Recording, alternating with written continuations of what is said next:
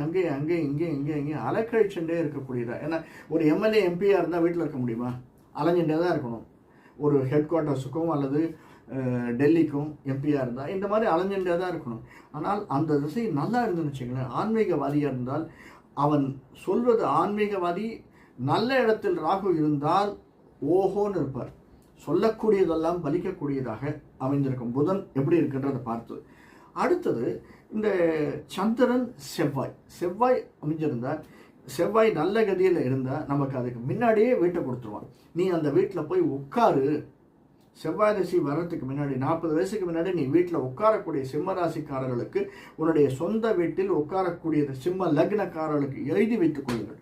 செவ்வாய் மட்டும் ஒழுங்காக இருந்துட்டான்னா நீங்கள் முன்னாடி போய் அந்த வீட்டில் உட்காந்துருவீங்க, சந்தேகமே வேண்டாம். உங்களுக்கு அதற்கு அப்புறம் தான் செவ்வாய் தசை வந்த அப்புறம் தான் வீடு வாங்கணுன்றது அவசியம் இல்லை. முன்னாடியே